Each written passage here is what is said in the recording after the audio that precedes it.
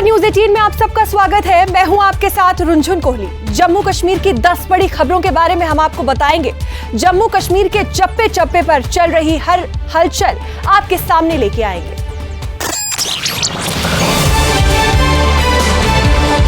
सबसे पहले बात करते हैं श्रीनगर की। श्रीनगर में गुरु तेग बहादुर जी के शहादत दिवस पर गुरुद्वारा छठी पातशाही में भव्य कार्यक्रम का आयोजित किया। कार्यक्रम में पंजाब के सीएम भगवंत मान, आम आदमी पार्टी के संयोजक अरविंद केजरीवाल और जम्मू कश्मीर के मुख्यमंत्री उमर अब्दुल्ला मौजूद रहे। श्रद्धांजलि देने के लिए 36 पातशाही गुरुद्वारे से यात्रा को हरी झंडी दिखाई गई, जिसमें एक कीर्तन दरबार और एक नगर कीर्तन जुलूस भी शामिल रहा। यात्रा श्रीनगर से शुरू हुई और आनंदपुर साहिब में समाप्त होगी, जहां एक भव्य समागम का आयोजन किया जा रहा है। इस आयोजन का मकसद गुरु तेग बहादुर जी के शांति और समानता के संदेश का प्रसार करना है और मानवता एवं धार्मिक स्वतंत्रता के लिए उनके सर्वोच्च बलिदान को याद करना है। जम्मू कश्मीर की धरती से एक नगर कीर्तन जो है वो स्टार्ट हो रहा है। उसको शुरू करवाने के लिए बड़ी बड़ी हस्तियां जो पहुंच चुकी है, हमारे माननीय मुख्यमंत्री पंजाब, हमारे कौमी कर्मी अरविंद केजरीवाल जी और जम्मू कश्मीर के मुख्यमंत्री उमर अब्दुल्ला जी, सभी लोग और संगत पहुंच चुकी है।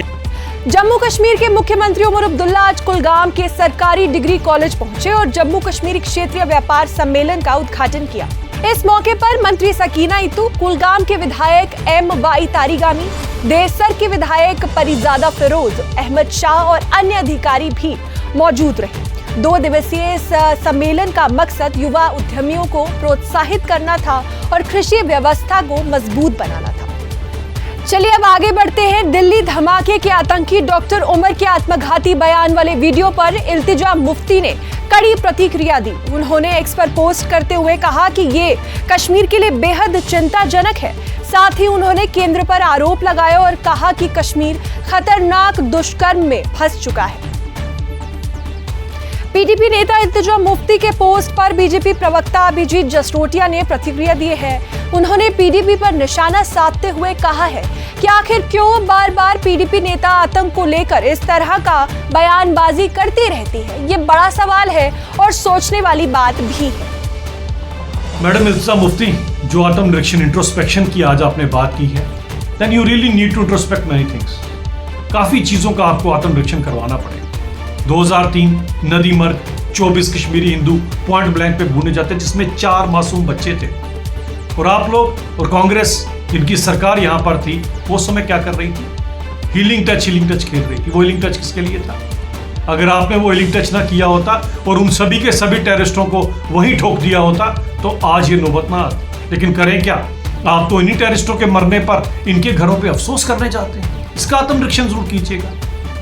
वहीं बीजेपी प्रवक्ता अल्ताफ ठाकुर ने इल्तिजा मुफ्ती को घेरते हुए उनकी आलोचना की है। ठाकुर ने कहा कि क्षेत्रीय दलों ने जम्मू कश्मीर में आतंकवाद का गुणगान किया है। सबसे बड़ी वजह, अगर आज कश्मीरी यूथ, खासकर जो एजुकेटेड यूथ अगर टेरर रैंक ज्वाइन कर रहा, उसमें अगर सबसे ज्यादा किसी का हाथ है वो रीजनल पार्टीज का है, चाहे वो नेशनल कॉन्फ्रेंस हो, चाहे वो पीडीपी हो। आपने देखा दिल्ली ब्लास्ट के बाद ये टेररिज्म को जस्टिफाई कर रहे हैं, ये टेररिस्टों को ग्लोरीफाई कर रहे हैं। इवन यहाँ तक कि उमर का वीडियो सरफेस हुआ है सोशल मीडिया पे, वो खुद जिम्मेदारी ले रहा है कि मैं सुसाइड अटैक कर रहा हूँ, और ये कह रहे हैं कि उसके मकान को क्यों ढाया गया।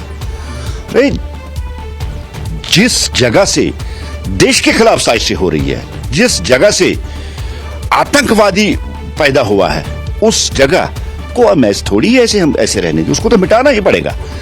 जम्मू कश्मीर अपनी पार्टी के अध्यक्ष सैयद अल्ताफ बुखारी ने गृह मंत्री से अपील की है। ये अपील खास इसलिए है क्योंकि उन्होंने इस अपील के साथ कहा है कि देश भर में पूछताछ के लिए हिरासत में लिए जा रहे कश्मीरी छात्रों के परिजनों को उनकी जानकारी दी जानी चाहिए। उन्होंने ये भी कहा है कि हालिया घटनाओं का गहन जांच होनी चाहिए और दोषियों को सजा मिले, लेकिन परिवार ये भी जान सके कि उनके बच्चे आखिर कहाँ हैं और कौन सी एजेंसियां उनसे पूछताछ कर रही हैं। हाँ, तंग किया जा रहा है। इन्वेस्टिगेशन का तरीका है, अगर इन्वेस्टिगेशन करना है तो उनके पेरेंट्स को इन्फॉर्म करो, तो पेरेंट्स तो यहाँ हैं कि साहब हम इन्वेस्टिगेशन कर रहे हैं, हमारे पास है।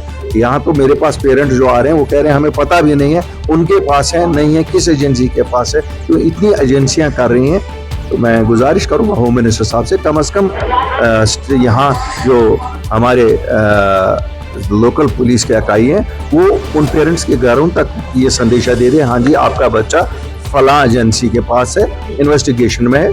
अगर कुछ निकलता है हम नहीं कहते हैं छोड़ो, लेकिन जिनको नहीं निकलता है तो पेरेंट्स को तो परेशानी ला है। जम्मू के आईजीपी भीमसेन टूटी पुंछ दौरे पर रहे। यहां उन्होंने पुलिस हेडक्वार्टर पर सुरक्षा व्यवस्था की समीक्षा की। इस बैठक में पुलिस और अन्य सुरक्षा बलों के अधिकारी मौजूद रहे। सूत्रों के मुताबिक भीमसेन टूटी का ये कार्यक्रम 21 नवंबर को उपराज्यपाल के पुंछ दौरे को लेकर किया जा रहा है।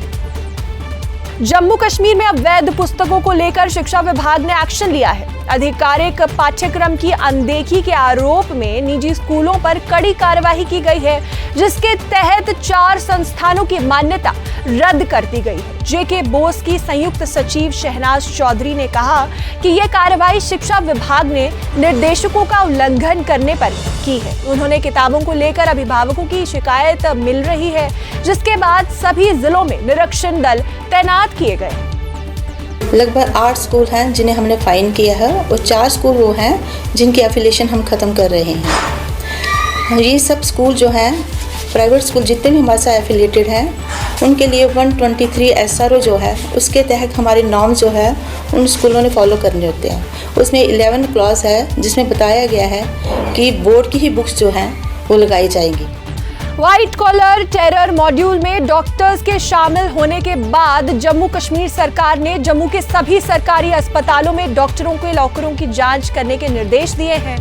लॉकर्स की जांच अभियान को लेकर SMGS अस्पताल जम्मू के चिकित्सा अधीक्षक डॉक्टर दारा सिंह ने न्यूज़ 18 JKLH से खास बातचीत की और उन्होंने बताया कि सुरक्षा एजेंसियों के निर्देश पर वे हर लॉकर की जांच कर रहे हैं और उचित जांच के बाद ही डॉक्टर्स को फिर से लॉकर्स जो है आवंटित करवाए जाएंगे।